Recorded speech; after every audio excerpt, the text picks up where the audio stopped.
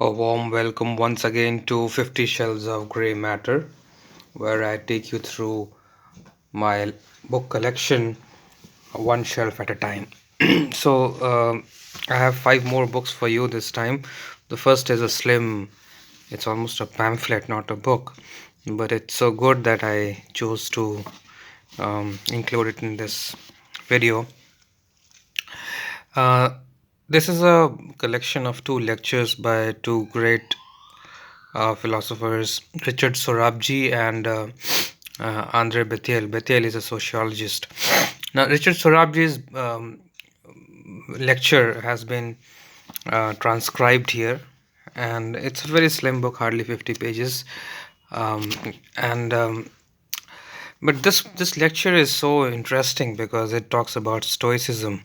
Richard Sorabji is a scholar of ancient Greek and Latin philosophy, and this lecture, which is how philosophy makes the Stoic sage tranquil, a lesson for our times, talks about modern Stoicism and the ability of the Stoic philosophy to really uh, help us change our behavior patterns, our beliefs. And he thinks that the Stoics are very relevant today, despite all the progress in psychotherapy, because the Stoics showed some um, paths of behavior modification, of emotional control, of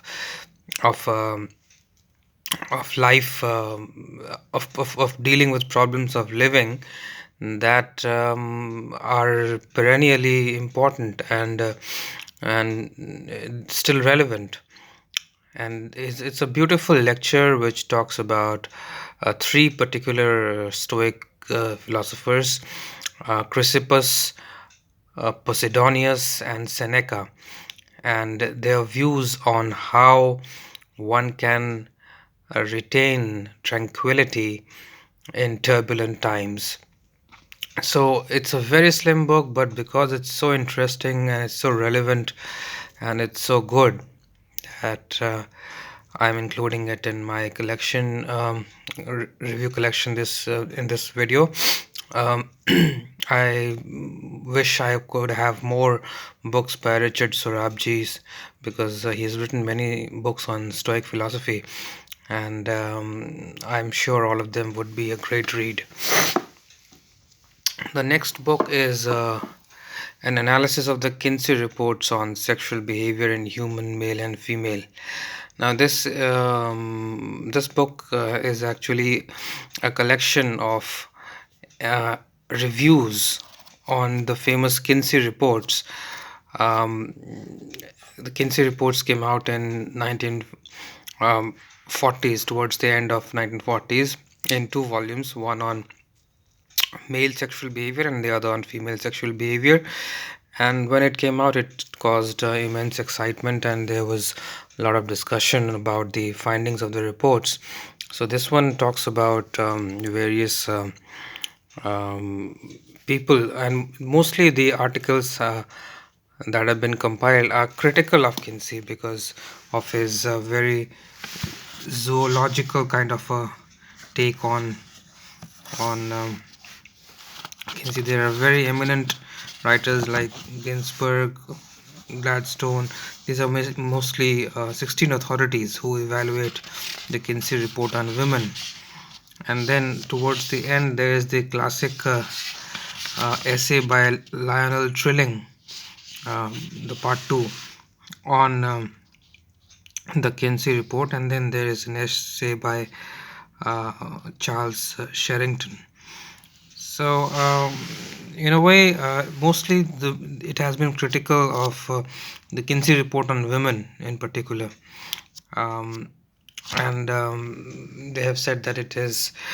There are a couple of controversial um, findings and conclusions that Kinsey draws from his extensive interview of American women, which are not warranted. That's the basic conclusion that one can draw from most of these uh, reports.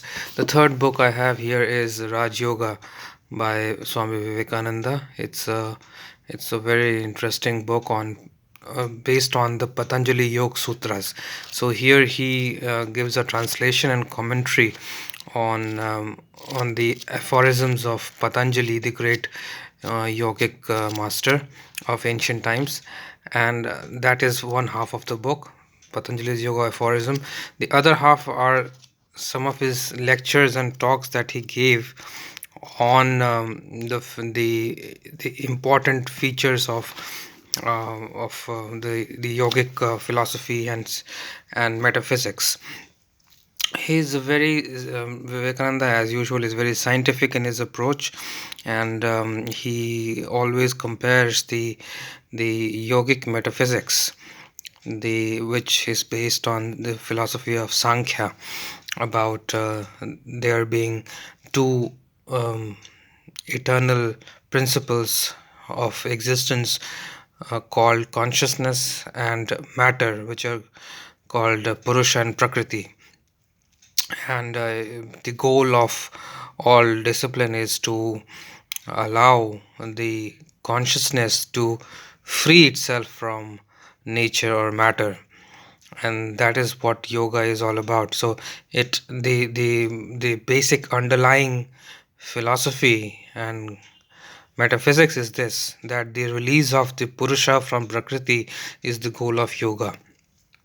Now he also incorporates the philosophy of Upanishads in between, and kind of extends the yogic philosophy of Purusha and Prakriti to include the Vedantic concept of Prakriti being an illusion, though it's not there in the yogic philosophy, but he kind of tries to tries and in fact explains yoga in Vedantic terms.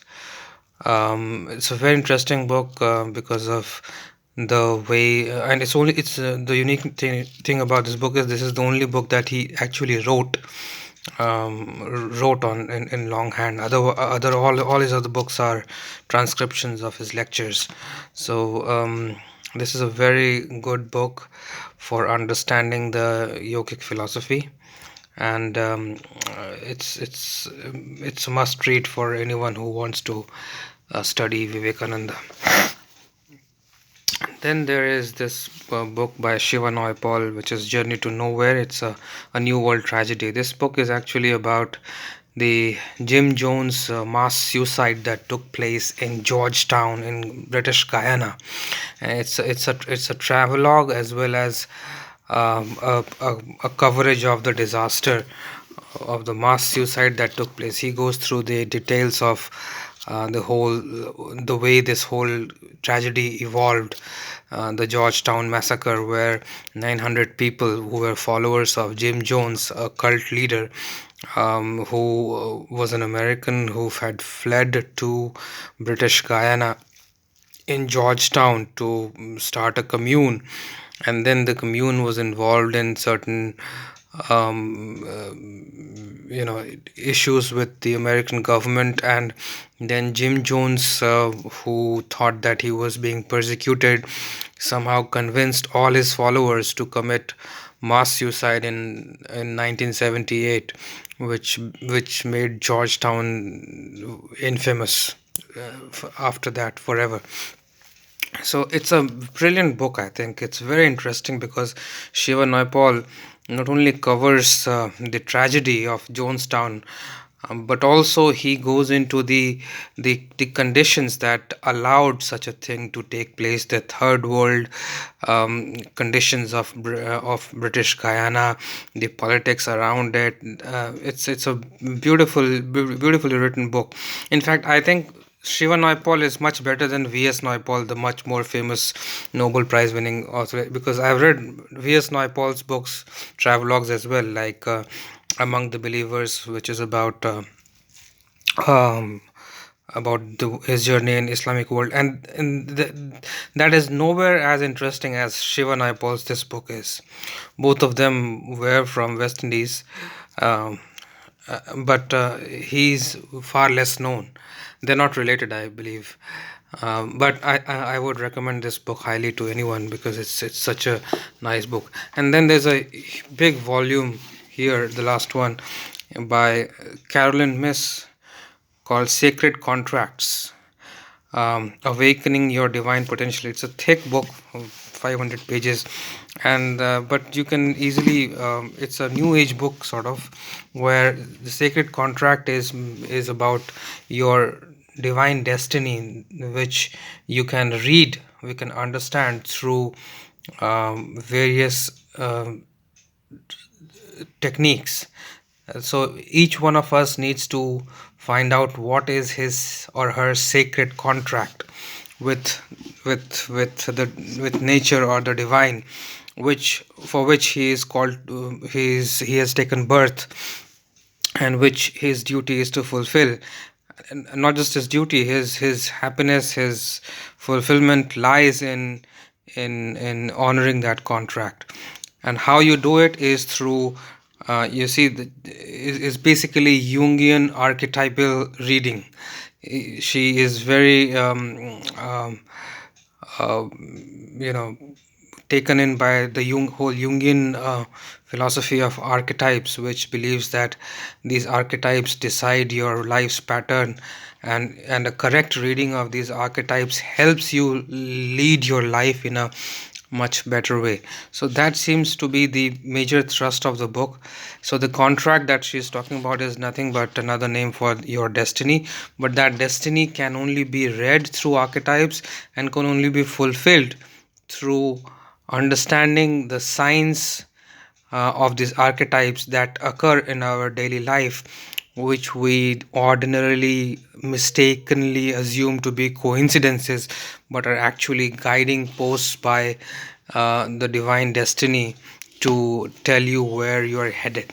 So it's also an interesting book of the new age kind. So these are the five books that I read. All five are really masterpieces, beautiful books. um, in terms of excitement, Shiva Paul's book is very interesting. Swami Vivekanand's Raj Yoga is absolutely wonderful, marvelous in terms of yogic philosophy. This little pamphlet by Richard Sorabji is a brilliant take on Stoicism, which I would recommend to anyone, any of Sorabji's books. And then there's the Kinsey reports, which among these five I would place at the last, bottommost, because it's not that interesting, and not really very enlightening. So these five books are the ones that I'm covering in this episode. I hope you liked it. See you in my next issue of 50 Shelves of Grey Matter.